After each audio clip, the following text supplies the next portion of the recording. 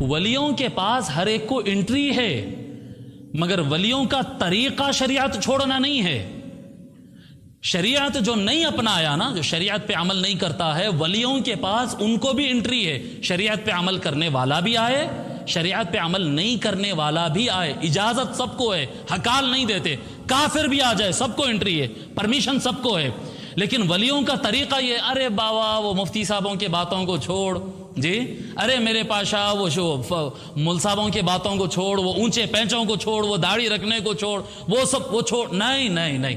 حضرت جنید بغدادی کون ہے؟ یہ سید الطائفہ، ان کا لقب ہے۔ حضرت جنید بغدادی کو کیا کہا جاتا ہے؟ جیسے امام سیدنا شیخ عبد القادر الجیلانی الغوث العظم جی، سید شاہ سید محمد حسینی گیسو دراز رحمۃ اللہ علیہ جی، بندہ نواز، حضرت خواجہ معین الدین چشتی غریب نواز، ایک ایک کا ایک ایک ٹائٹل ہوتا ان کے کام کے لحاظ سے، کام کے لحاظ سے۔ حضرت جنید بغدادی کا ٹائٹل کیا ہے؟ سید الطائفہ، یاد رکھ لیں آپ، سید الطائفہ۔ سید الطائفہ ان کا ٹائٹل کیوں ہے؟ طائفہ کیا ہے؟ طائفہ کہتے ہیں گروہ۔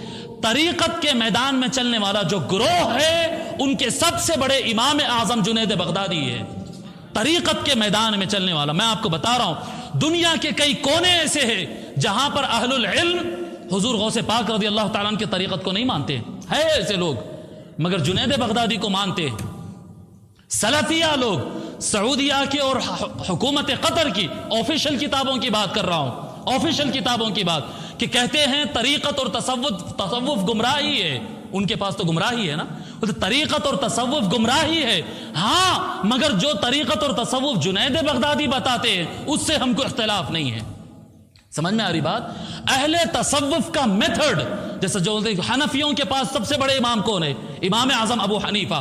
فن تصوف، طریقت کا میدان، احسان کا میدان، تصوف کے میدان میں سب سے بڑا امام مانا جاتا ہے، مدون تصوف سب سے بڑا مانا جاتا ہے جنید بغدادی رضی اللہ تعالیٰ عنہ کو، سید الطائفہ۔ وہ جو سب سے بڑے ہیں طریقت کے میدان کے جی، تدوین کے اعتبار سے، تدوین کے اعتبار سے جو سب سے بڑے ہیں، وہ فرماتے ہیں مذہبنا ہمارا طریقہ کار، یعنی ہمارا طریقہ کار مطلب شافعی حنفی نہیں ہے، سلفی شیعی نہیں ہے، ہمارا طریقہ کار مطلب قادریت، چشتیت، نقشبندیت، سلسلے طریقت، سلسلے طریقت، جو بھی طریقت ہو وہ سلسلے طریقت کیا ہے؟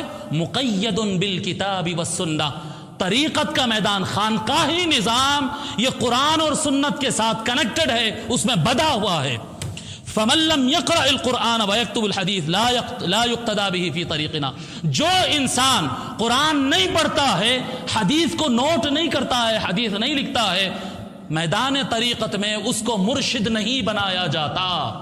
جو آدمی قرآن نہیں بیان کرتا، جو آدمی حدیث بیان نہیں کرتا، وہ مرشد نہیں ہوگا، نہیں ہوگا، نہیں ہوگا۔ اب عام بن گیا نا بھئی، مرشد بولے تو بس وہ دعا پڑھ دیے، عملیات کر دیے، اور وہ نماز اذان بھی ہوتے رہے، اذان نماز کا ٹائم بھی ختم ہوتے رہے، پیر صاحب ہے کیفیت میں تھے۔ نہیں بابا، پیر کیفیت کچھ بھی نہیں ہے۔ رسول اللہ کے حکم سے اوپر نہ کوئی پیر ہے، نہ امام ہے، نہ کوئی پیر ہے۔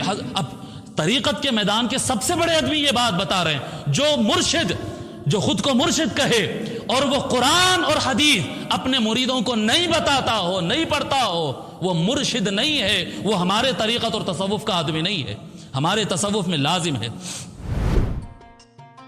Don't forget to subscribe and press the bell icon to get notified.